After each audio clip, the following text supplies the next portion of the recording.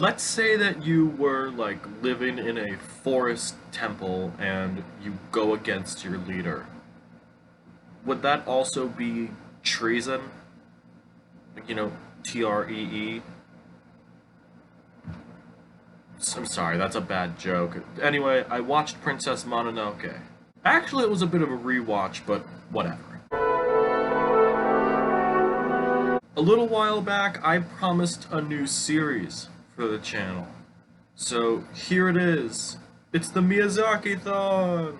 Woo! Yay! Woo, woo, woo, woo. After taking a look on like Letterboxd of what movies I've seen by Hayao Miyazaki, I had seen more than I thought I had, but honestly, I just needed to sit down and watch them, and what better time than now, because later this year, his supposedly final, I'm gonna go with this final movie, The Boy and the Heron, otherwise known as How Do You Live, is coming out later this year. It's already premiered like a couple months ago in Japan. It's having a North American premiere here sometime, like within a couple months.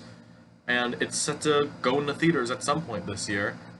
I need to finish up a lot of his movies, so I'm gonna do just that. I'm gonna watch everything that's like legally available. A huge chunk of them are available on HBO Max, but I'm not gonna like hurt myself if I can't get like Lupin the Third, The Castle of Cagliostro or something. I won't be too hurt about it. I'm gonna try and get through all the Ghibli specific stuff though, first at least. And yeah, as I said earlier, Princess Mononoke is one that I had seen before. I actually had to write a paper on it for like college maybe 2 years ago, and I had watched the subtitled version then. I had to write about it. I loved it back then, and honestly, I'm gonna be honest, for this watch and all the other ones, they will most likely be the dubbed versions. There are some times where I watch these very late at night and I start to daze out, so I will say if I watch the subbed or a dubbed version, but I did watch the dubbed version of Princess Mononoke for this video. I actually found out through this that apparently the dubbed script was written by Neil Gaiman. He did a good job. What's the gist of this one? Like in a short little sentence, what is this about? I actually wrote one down here so I wouldn't remember it. It's after being cursed by a demon, a prince gets involved in a struggle between forest spirits and the humans that use their resources. Sounds pretty good to me. There is a lot going on in terms of like what actually happens in the movie when it comes to its themes, but first I'm actually going to talk about the animation specifically. Like, mainly from a character design standpoint, I think this is incredible. Nearly everything from an animation standpoint, whether it's like the actual movement and actions to the actual designs of characters and even the environments and backdrops of everything. I think it's incredible. It's really memorable. I did watch the dubbed version. I know that the original Japanese version is the voice acting's great in that. They usually are for Ghibli movies. But the three main actors in the dub, Billy Crudup playing Prince Ashitaka, Minnie Driver playing Lady Eboshi, and Claire Danes playing Sam. They all do a pretty great job. There's also little appearances from Billy Bob Thornton as well, and also Keith David. Who doesn't love Keith David? It may seem like I'm flying through this, I know, but there's a specific section that I want to talk about a little bit later on, but I'm mainly going to get to the music now, done by Joe Hisaishi, I think that's how you say it. And this is just banger after banger. This is the first time I've really noticed Hisaishi's music in these movies, mainly because like I'm thinking about that as well as watching it, and I think it's one of my favorite film scores ever. It just is. I'll put it at this perspective. The world would be a better place if everyone had like a copy of this. Like if you look up to the if you ever have like CDs, you should go up there. The three albums like you should have, because they have like the highest selling albums of all time, like that one Eagles Greatest Hits album and Thriller by Michael Jackson.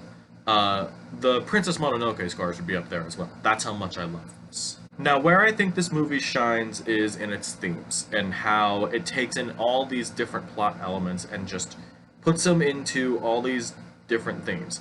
There's so much here. I put down the two big ones that I really want to talk about, whether it's like I know stuff about it. A lot of it has to do with the Japanese religion Shinto, which I don't know about.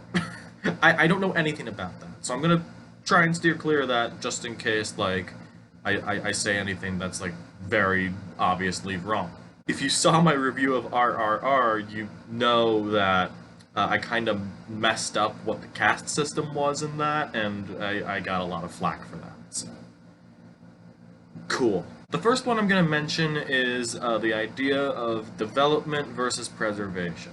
There's always this stuff of like preserving nature, which I am for. I feel like that makes the most sense. But then that's elevated to a point, at least with Lady Eboshi, where the humans and the forest spirits were never really at war with each other until now. Like, there was the whole thing where Lady Eboshi thought they were attacked, so all she's doing is trying to protect her land, really. She's not out for blood in this, she's really just trying to protect what's hers, and if anything, I would call it her plan short-sighted.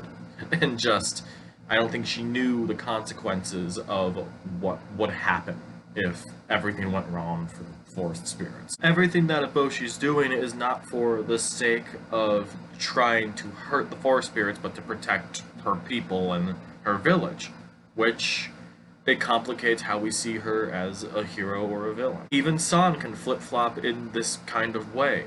We see her as someone who's trying to protect the forest, and I think, again, that's a good thing, but she will really attack and kill anyone, so that wrench is thrown in, and we're trying to see, like, who is right, and we never really know. It is kept ambiguous throughout the movie, and I think that is a genius choice. In this context, Prince Ashitaka is supposed to be, like, the line blurring between hero and villain, because that's what we're going for. Even then, Prince Ashitaka is seen, at least in this lens, as something that's more ambiguous and just making their way through, and also seeing that these two worlds can feasibly coexist without one destroying the other, and things would be fine.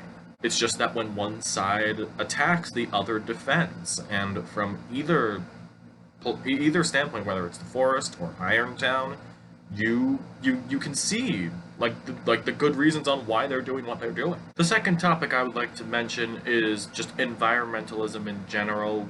Like, I think it's pretty easy to see Lady Eboshi as like a business, like trying to take over a forest and like try and keep like their business afloat, and that's all I had for that one. I forgot to put down more notes. You know what? I'm gonna be honest with you.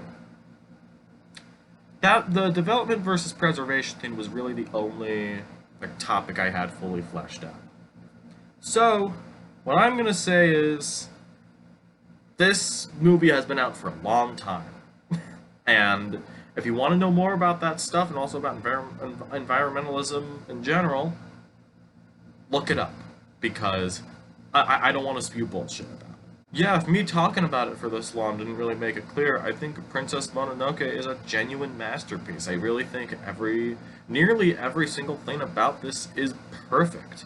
And I think not only is this a contender for one of my favorite animated movies, but one of my favorite movies ever. It goes without saying that this is a 10 out of 10 for me, and I'm sorry I couldn't figure out how to fully word it out in a specific point. But I think I did well with development versus preservation.